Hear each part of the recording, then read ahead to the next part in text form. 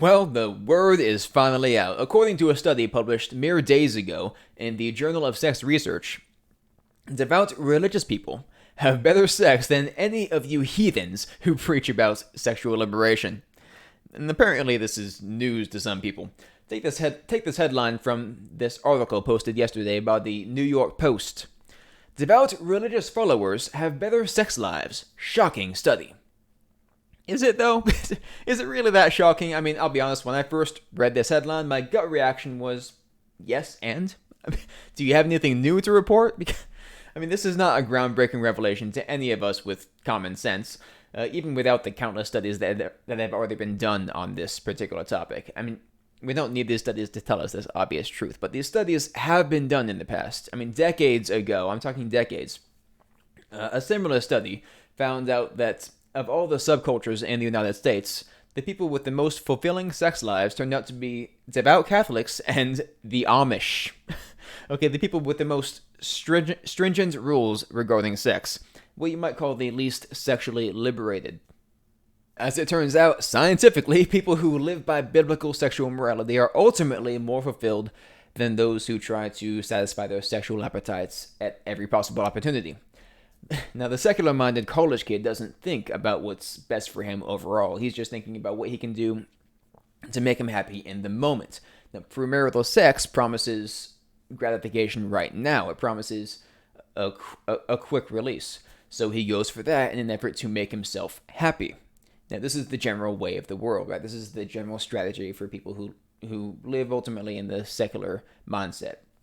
But happiness in the moment is not a recipe for long-term joy. I talk about this in my book.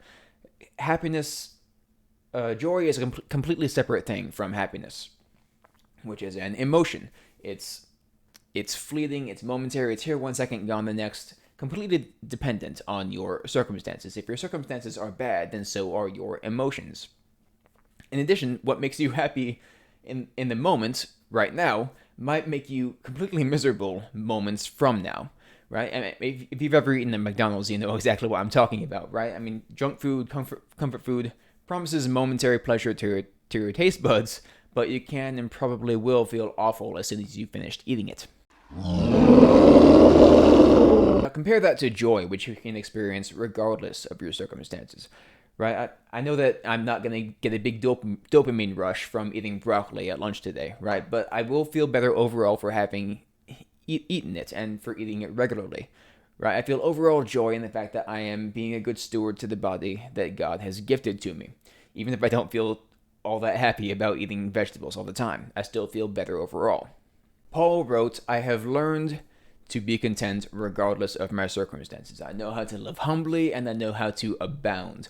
I am accustomed to any and every situation, to being fulfilled and being hungry, to having plenty and having need." That's Philippians 4:11 through 12. And he wrote that, by the way, while he was imprisoned. Okay, Paul was not always happy. He was not always a happy man. We're talking about a man who was shipwrecked regularly. Okay, and he was beaten with rods, he was stoned, he was bashed to the brink of death virtually everywhere he went after accepting Christ and his mission. Okay, it's pretty hard to have happy emotions when living under those conditions, but he always had joy. He knew what he was doing was for God's purpose, and he was always in relationship with Jesus, and the Holy Spirit was always within him. This is something he knew, and which gave him joy beyond his circumstances. Paul knew that he would not experience a whole lot of happy moments as long as he lived for God and for his mission, but he did have a much more fulfilled life, and more importantly, he had an eternity. The devout Christian understands this little fact about reality. Joy is no momentary thing like happiness is, but it isn't achieved by trying to make yourself happy all the time. It requires a certain level of sacrifice, a sacrifice like living for God and for others before yourself, or a sacrifice like waiting until you are married before you have sex. Okay, you sacrifice momentary pleasure now so that you can have lifelong joy and fulfillment later. So why is it a revelation to the author of this New York Post article and others like her that religious people who live by sexual morality and abstain until marriage are more fulfilled sexually? Why is this a revelation to them? Well, because the secular world is convinced that you have to do everything possible to make yourself happy in the moment in order to live a happy life. But but they're lost in lies, okay? Those who always focus on making themselves happy are always the most miserable. This is pretty much without exception, right? Now, the secular world tends to think that faith distorts or causes one to lose touch with reality, but the opposite happens to be true, right? I mean, you would think that the author of reality would know something about reality. My God helps me to see reality more clearly. The world says that porn use will make you happy and will gratify you, but we know that it will destroy your life like a slow poison. They say that hookup culture is good and that it's liberating somehow, but we are assured that unchecked sexual appetite will lead to destruction. All right, what promises pleasure and happiness in the moment will rob your life of joy. As it turns out, God gives us sexual morality for a reason, okay? Why do religious people have better and more fulfilling sex lives than the heathens do? It's because they followed the rules. As it turns out, sex is better with somebody whom you know. What a revelation. It's better with somebody whom you trust and whom you love than it is with a total stranger who doesn't know what the heck they're doing. All right? You know your spouse. You trust your spouse. You have an affection for one another that goes far beyond mere physical attraction, and you learn about one another and how to please one another. This is something that you learn over time in a marriage, all right? Love grows and thrives in this special exclusivity of marriage. Now, women especially need to feel safe, they need to feel respected, they need to feel loved, and they need to feel exclusive in order to get the most out of an intimate encounter. Now, you know what provides all of that? Marriage. You know what doesn't provide any of that? Literally any other context or setting for sex, okay? Literally anything else. Sex with a boyfriend does not provide love or respect, because I promise you, if he truly loved or respected you, he would marry you first, okay? And hookups and one-night stands certainly don't provide safety or exclusivity, okay? You don't get either of those either. You can't feel safe with somebody who you don't know. I know that's a shock. And the mystery isn't exciting. It's debilitating and potentially dangerous.